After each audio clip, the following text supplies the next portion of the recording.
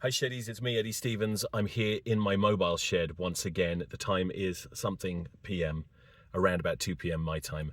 Just a really quick, this is how bloody busy I am. I just got some shopping in the trunk of my car and I'm trying to record this really quick before my children go insane and demand food from me. Sorry, my phone's a bit messed up. This is a England rugby ratings video for you, just for you. On a Tuesday afternoon, my afternoon. Enough blathering. I do player ratings with a letter grade system, like I'm some kind of strict schoolmaster, because I'm a very harsh grader, you know. And this was not a great performance by England. It was an easy test against Wales, probably the worst Welsh team I've ever seen. And I think we could have done better, but there were good moments. Really quickly, let's go through the team. Ellis Genge, I'm giving him a C-. That might be a bit generous.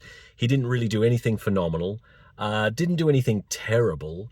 Certainly didn't headbutt anyone or any of that bullshit you've heard.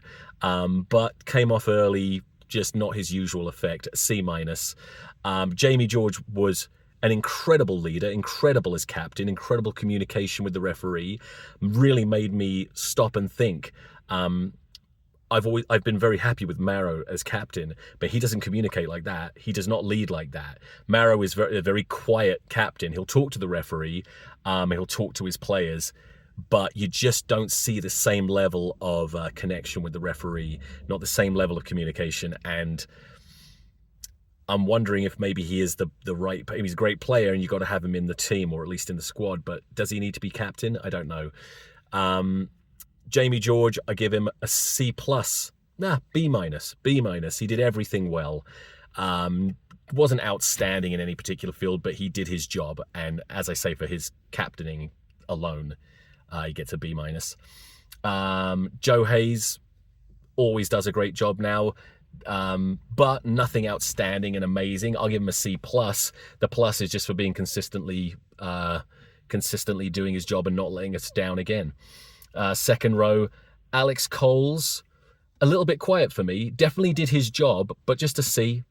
Ollie Chesham, I thought, was arguably the best player on the pitch. It was between him, Ben Earl, and George Ford, but I'd probably give Ollie Chesham a B+. He was very good, B+. Back row, Guy Pepper, hard to grade once again because he does so much of the unseen work, which we all see, but worked really hard throughout. I give him a B+ probably. Now that doesn't make sense because I said Ollie Chesham. Ollie Chesham probably played better. So a B, a solid B for Guy Pepper. Sam Underhill started really well with a charge down on Reece Zammit. Did his job, put in big tackles, one or two good carries. Not as outstanding as I'm used to him being, so probably just a C+ for him. And then Ben Earl, outstanding, B+. Scrum half Alex Mitchell, a little bit quiet for me, but did his job, a C. He's just a useful scrum half. Kicked well, passed well. Fewer sniping attacks than I'm used to him having, but that's okay. But a C.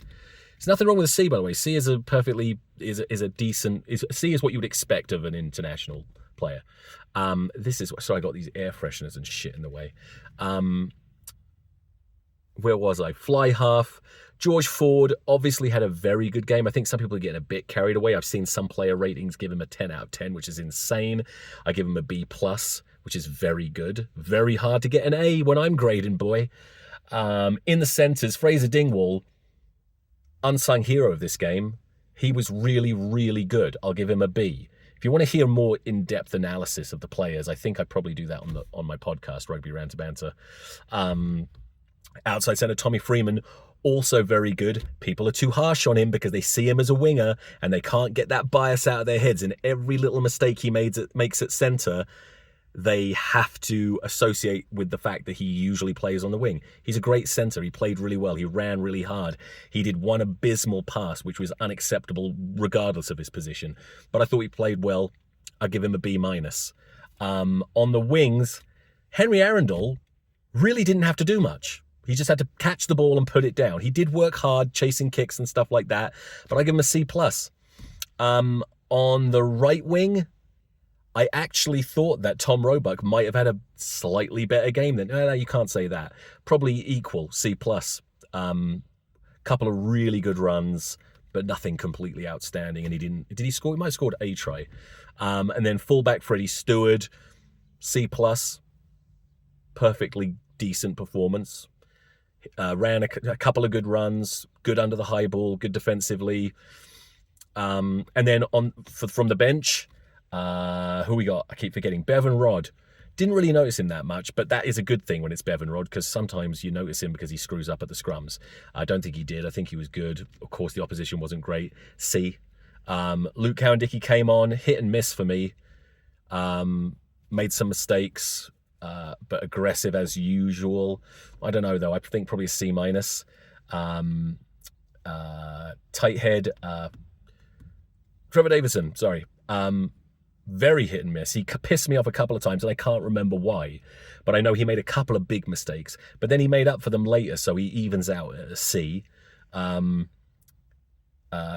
second row, Marrow came on, went straight off, came back on again, and then looked pretty good.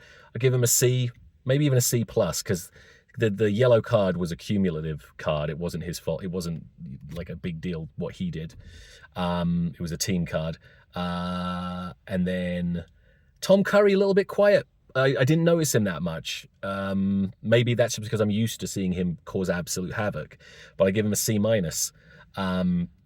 Henry Arundel, I did notice, but he screwed up that one try-scoring chance. I'm probably going to give him a C-. And then, who am I forgetting?